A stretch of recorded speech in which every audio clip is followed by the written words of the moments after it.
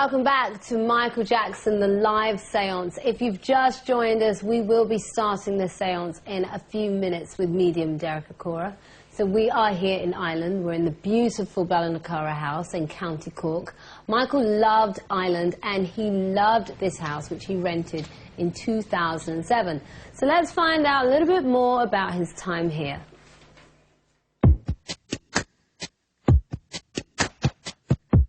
Michael and a surprisingly small entourage arrived at the exclusive 18th century Ballinacurra house in the summer of 2007.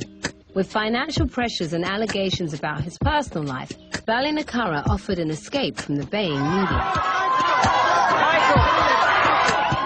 And it was something of a surprise visit. We had a call and we knew that someone was coming down here to look at the property with a view to staying for a little while. We didn't really know that it was Michael Jackson until the door opened and out popped this superstar. I guess you could have pushed me over with a feather. It was like, who's this? Is this for real? With 22 bedrooms to choose from, Michael went for the Balinese themed suite. He decided that this was the room that he wanted to stay in because, for the obvious reasons, that the kids' playground was down here and he was writing his album here and been able to watch the kids and supervise them and have, you know, a bit of enjoyment just seeing them having fun outside. Jackson soon settled into life at Ballinacurra House. Though desperate for a normal existence for himself and his family, he did make the odd pop star demand.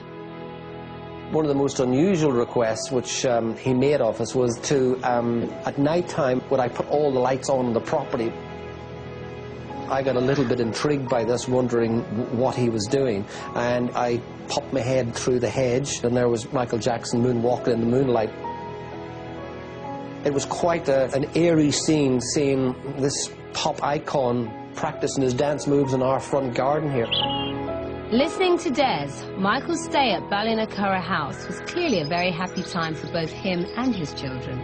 He was beautiful, great to deal with, and very down-to-earth, which, you know, defies a lot of the so-called image of these superstars in him as well.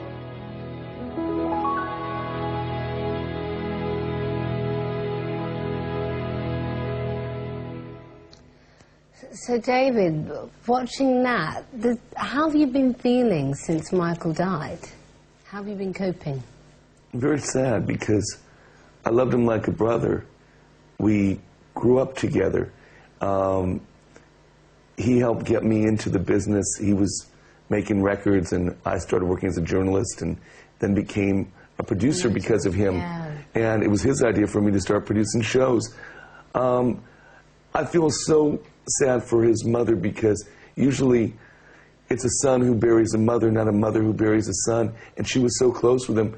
She's really having a hard time. Have you spoken to the family at all? I speak with his mother twice. I spoke with her last night, and when I told her I was doing this, Jehovah's Witnesses don't really get behind seances when they think the world is coming to an end.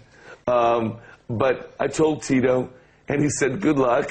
But I still stand by it, because I do believe there is life after death. I may be crazy, but I am crazy anyway. Yeah, well, that we know, David. It's what we love you for. So what are you hoping to get out of tonight? I'd like to get a feeling that he is okay and that he's happy up there in heaven with all his friends. He's probably singing with Eddie Kendricks of the Temptations and David Ruffin and Sammy Davis. And he's dancing with Sammy Davis and Gene Kelly, and he loved Fred Astaire and Ginger Rogers. He introduced me to her, and he's probably up there dancing with the Nicholas brothers, and they're sliding downstairs. So what's your favorite memory of Michael? My favorite memory is we went to the Roxy to see the Four Tops, the original group, Levi Stubbs, the lead singer.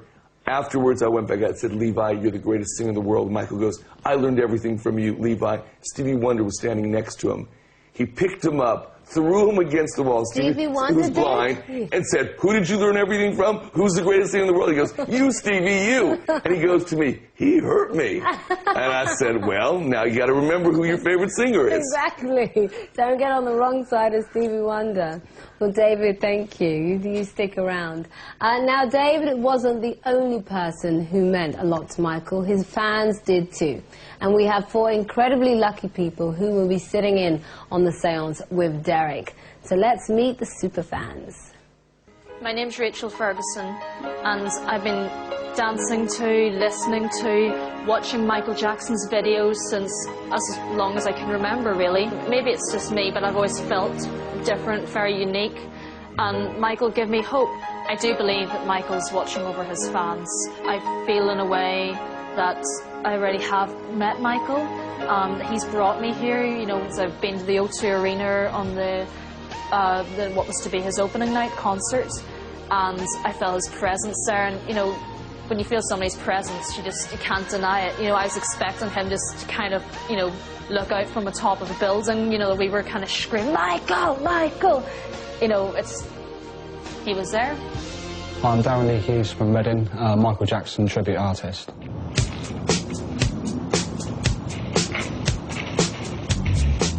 Billie Jean was one of the first performances I ever see, and from that day forward I was mesmerised.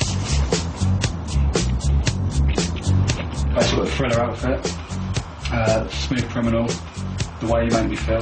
Michael Jackson himself and his music has touched my life in quite a big way. He actually keeps me going through life. From when I was 9 years old and I was mesmerised by his moves, I wanted to try and dance like him. When I do the Michael Jackson tribute act, I'm not me. I'm a completely different person. I get away from all the troubles that are going in my life. That is my moment on stage.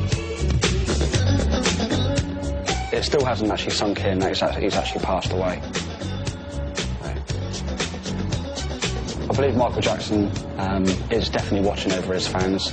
He's a very kind, generous person, very spiritual in a way from what he's done throughout his life. I believe he's watching every one of us. I know I didn't meet Michael Jackson in my whole life, so if this is the only opportunity I can have some connection with him, then I'll go for it.